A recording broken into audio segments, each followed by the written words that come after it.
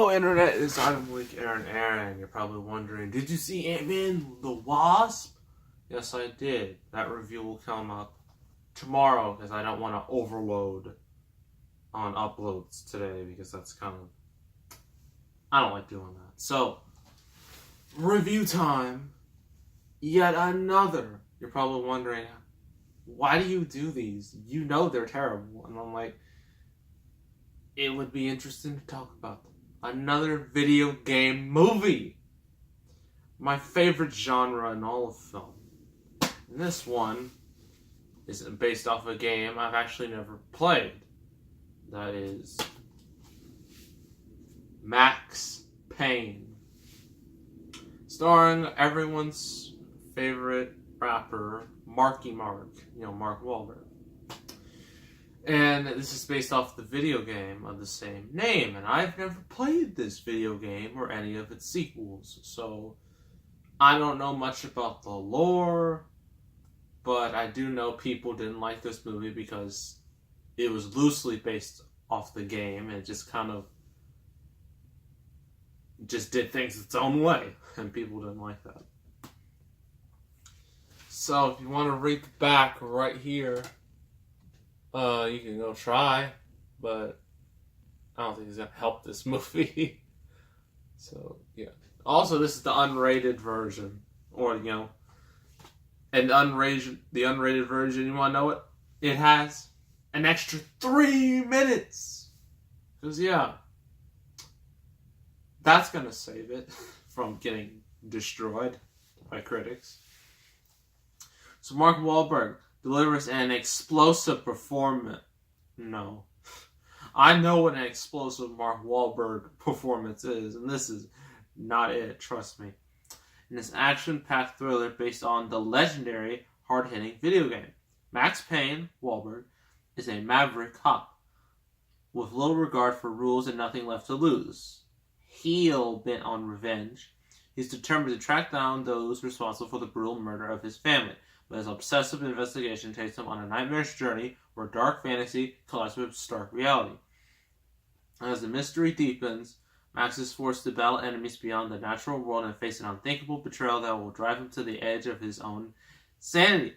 This edition includes both the theatrical version and harder-hitting unrated extended cut of the film. Just had to add all those words in at the end, trying to make it so edgy, because it's the 2000s and everything must be edgy, at least the early 2000s.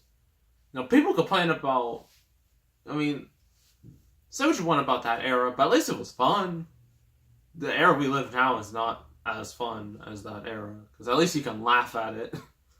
This era, no.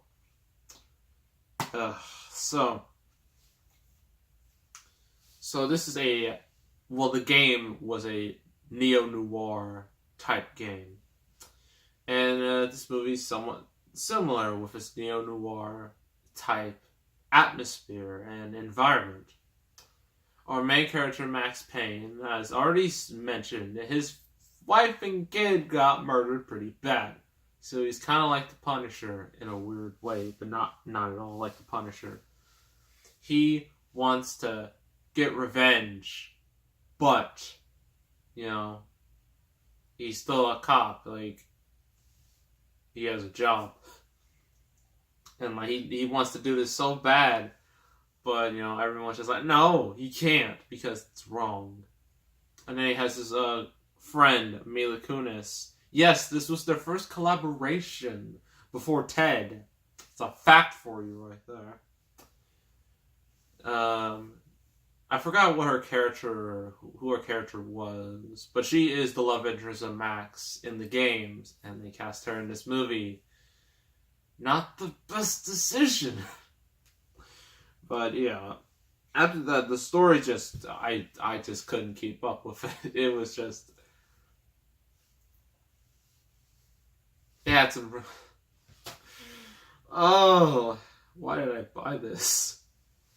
Pros and cons. Pros, that some of the action looked cool, and I do mean some of the action. it's visually somewhat stylish, although it tries to be Sin City so bad. But the spirit already stole Sin City's look, and that bombed horribly. So, yeah, this movie just tries hard to be like so visually stunning, just so visually interesting. Like it's basically Constantine meets Sin City. That's this movie in a nutshell. And it just doesn't work, you know. So cons. Mark Wahlberg, 2008 was not a good year for Mark Wahlberg. Let's put it that way. First, he had The Happening, a movie that is absolutely hilarious, and for all the wrong reasons. And then he got this movie. At least in The Happening, he was just felt like he just didn't have any direction at all, and he just sounded like he was a science teacher in that movie. This movie tries to be all like brooding and like serious, so serious that he has no personality. And he's extremely unlikable. And you're just like, why am I supposed to root for this guy? So yeah, it was not the best decision. Then Mila Kunis. Look, movie. I understand why you cast her. She's hot. But hotness does not equal talent. Okay, Hollywood? At least that's what they felt like back in the day. Just because you're hot doesn't mean you're talented. Or at least good for the role. And this is the perfect example of that, because Mila Kunis, she just doesn't fit at all. She's much better in comedies, not in a movie like this. So she was horribly miscast. Also, Ludacris is in this movie. Just throwing that out there. He doesn't really do much, but I just thought it would be nice to say. The plot is just a mess. It's just all just like talking about this and that, and there's also like they're trying to get like a new drug. They're trying to put a drug in people's vein. Like people drink this drug, and then they start seeing things, like seeing these angel-esque, demon angel-esque creatures attacking the. I was just like, I have no idea what's going on. I'm so confused.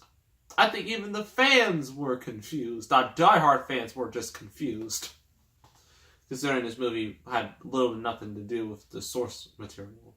I mean, Mila Kunis, found out she did play some of the game, but she didn't get very far, and I'm like, that sounds accurate. It makes sense. Yes, this movie's not good, but it's a video game adaptation. What did you expect? This is like just another bad video game movie, and unfortunately that's just par for the course. And it's been that way for like over 20 years. 25 years. Over 25 years since the first Super Mario Brothers movie. It's been this way. Maybe Detective Pikachu, maybe the Sonic movie, maybe they'll save this genre. I doubt it though. So, yeah, I'm gonna give this movie 3.5 out of 10. Don't watch it. But I have to keep track how many video game movies I have seen and reviewed, because I think I've reviewed quite a bunch. So I know we just did the Hitman movies. We did Doom. A while ago we did Silent Hill and Warcraft and all of that. But I need to figure out how many I've really done. That way we'll know like which ones are left. So video game movies. Okay. Let's look up the list. List of films based off video games. Okay. So what we got?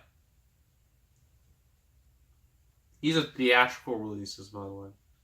So the ones we have done so far are Super Mario Brothers, Mortal Kombat Annihilation, Lara Croft Tomb Raider, Doom, Silent Hill, Hitman, Max Payne, Prince of Persia, Hitman Agent 47, Warcraft. That's about it. Yeah. The only ones that are left are Double Dragon, no. Street Fighter, no. Wing Commander, never heard of that.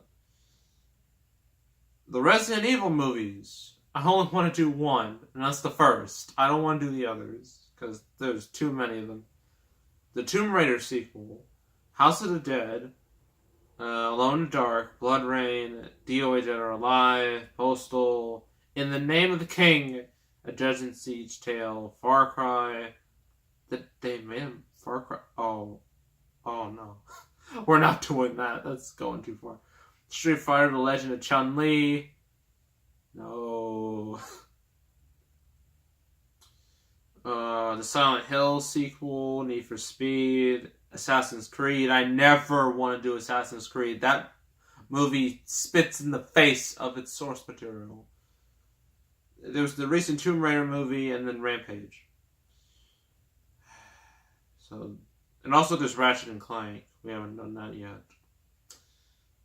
Oh yeah, we did Final Fantasy Spirits Within. I remember that. The movie was actually somewhat good in a few ways, but it was very, very confusing. Alright, so we got a ton of video game movies to go. So that should be fun. So the next review is an animated movie that no one saw because we're horrible people. That was just completely overlooked and no one's talked about it since. And that movie is epic. That will be our next review. So make sure to subscribe, like this video, leave a comment, and I will see you all next time. And I am